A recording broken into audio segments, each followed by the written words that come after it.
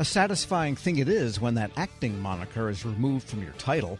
My next guest has become simply the Associate Administrator of the Space Technology Mission Directorate at NASA, and for what it's all about, Clayton Turner joins me now. Mr. Turner, good to have you on. Good to be here with you, Tom, and thank you for the invite. And you have then risen in a long career at NASA to basically the highest career civil servant level there is there. Yeah, so there's the NASA Administrator was the very highest, and then the associate administrators for a particular mission directorate are next. So yeah, it's pretty lofty. I tell people that as an engineer back in the day, I was the slide the pizza under the door and product will come out guy. So I watch all this too, and I'm very appreciative of the support. And this is really a vast and kind of far-flung operation going on with all of the centers and so forth. And my question is, how do you, when you log on in the morning, what do you look at to know that things are operating right? Yeah, so there's a couple of things. So there is, of course, the incoming that comes in, but there's a connection with the activities. So you talked about the centers, the 10 NASA centers that are engaged in this work, but we also are tightly engaged with industry and academia. So getting the work, because the nature of what we do is developing technologies that will enable things for our future and address those missions that we're doing. So that's a wide swath. The magic sauce is that I have an amazing team right here that helps me keep in line with those things and set a plan or if I can use a term, commander's intent. And that team is talented and they will go forth and do those things. And we keep the things on the radar. Given that we're working in that technology realm, we're going to try a lot of things. And if everything we do works, then we're probably trying the wrong things because we're supposed to be breaking new ground, tackling those tall poles where we can solve challenges for internal to NASA, for industry. So we're growing that economic impact for academia. And we're also creating that next set of engineers that are going to come in, that next set of researchers, next set of accountants, next set of lawyers, next set of communication specialists. They're going to come and help us do this amazing mission. One of the challenges is ensuring that failures or experiments that don't work out occur at the lowest level of integration possible. That is to say, by the time you light, say, a rocket, those have been all ironed out because, yes, rockets do fail sometimes, but it gets more expensive and more visible and, in some sense, more politically difficult. You want to do your learning early on, right? Because typically if something's not gone right, there's an opportunity to learn something well. But as you're maturing technologies, if you're focused on just a specific technology, you can do a lot of maturing and learning from that. But at some point, it goes into a larger system. So how do those parts play together? And did I make the trades in the right places? And that goes into a larger system. So you're maturing along the way. And as you described, we're lowering the risk that something didn't go out right. So we start with, hey, this is a great idea. Do the physics hold together? And then if the physics hold together, can I engineer it? And if I can engineer it, does it give me that bang to now I can talk about how do I integrate it into a system? And there's two things. Am I integrating it into a completely new system, or am I integrating it into an existing system? And as you know, those are two different challenges. Just as in software, integrating two physical things often changes the characteristics of them, and then there are effects that you couldn't necessarily have anticipated. Mm-hmm. And let me ask you this. As a longtime engineer, the tools of engineering have changed dramatically. And, we joke about slide rules and so forth, but really artificial intelligence and the degree to which material knowledge has advanced. How is engineering the same as when you started, and how is it different, the engineering function? So I will say the same, and I'm smiling because I have lots of old guy stories to share. But I'm engineering. What is consistent is that you have to come with a curiosity and a hunger and a desire to learn, right? That's it. You have to be curious. You want to be a person that wants to solve challenges and problems. Then you pour into how you learn that material and how you get experience learning those materials.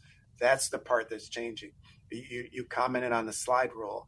I remember going to the Smithsonian a few years ago, and they had a slide rule in a display case, and I was insulted because I used a slide rule, right? So things change. And today, they don't even let me go into a lab by myself. So clearly my time to be in the lab, but the folks coming in, the early career, the mid-career, the folks that have had different experiences than me, they're coming in with amazing ideas. I can tell you a story of a person that had been with NASA maybe 2 years, And there was a project we were working on for a heat shield for landing on planetary bodies with atmospheres. Well, this individual said, could this material be used in other ways? So he was aware of the fire in Arizona where some firefighters of forest fires had lost their lives. So what they do is they had typically carried a little pack, and if the fire gets around them, they have to dig a bit of a hole and cover themselves up. Well, they didn't survive. Because he asked that question, he was curious, he was looking to learn, we were able to leverage that same material. So myself and my team sitting there, that never would have occurred to us because we were laser focused on this mission. As it turned out, we work with other government agencies, and that material, they're using that, and they did a test fire burn in Southwest Canada. And up until that point, I had no idea how fast a fire can move in the forest. Well, they did, obviously with instruments and measurements. And this would provide more survivability. And the key being it's still small enough for the firefighters to carry, right? So that's the mindset. So when folks are in school now, when they're in their jobs, they're trying things in different ways. We need all of that. We need lots of ideas coming in. We've always done it that way, but this might be better. So we're learning from each other. We're speaking with Clayton Turner. He's the Associate NASA Administrator for Space Technology Mission Directorate. And I want to ask about Mars for a minute. That still seems to be an objective of successive administrations and of administrators of NASA. Are we actually going to put a person in Mars, realistically? Yes. So that's the short answer, but let me show you what that means. So as we mature our capabilities and we learn to live and work on the lunar surface. If we were on video, I'd show you a picture of my grandson because he's 2. He and his generation are going to routinely do things on the lunar surface. As we learn to do things on the lunar surface, we were projecting and put that human presence on Mars. I have what I call an aspirational poster, and I'll describe it to the group really quickly. It shows a child standing in a doorway with an adult holding their hand, and they're looking out, and there's a vehicle outside. The vehicle's yellow, and it has a red stop sign on it. But if you look at the vista, it's the surface of Mars. So what that aspirational picture is projecting, we are going to be at a time when we are comfortable with our children going to school on Mars. And then you project that to what are the challenges we've solved right here on home planet because we are that comfortable with that. So absolutely, we're going to go to Mars, and we're going to go, as my predecessor used to say in my previous job, it's warp drive into the solar system. But it's going to be a long time. It's not going to be in 5 years or anything like that. I mean, it takes 2 years to get there, and we haven't solved the human bone density problem of 5 years in space. Absolutely. So yes, there is a time component, and the learning will be, because it's not only getting to Mars, but you mentioned the 2 years to get there. The propulsion methods we use to get to Mars, that's the thing. How people survive and live on Mars, where do we live in orbit? Those are all going to be factors. And I'll take you back to aeronautics. There was a time when only the government and the crazy daredevils messed with those flying machines, but it took time to get to where we are now. I remember standing in Washington, D.C., watching a projection of Apollo 50, the Saturn V, on the Washington Monument. And I took way too many pictures. I turned around to walk back to my hotel, and there were a few hundred to a few thousand people in the mall, 9:30 at night in July, watching a projection of an event that happened 50 years ago. That morning, I had breakfast in Seattle, Washington.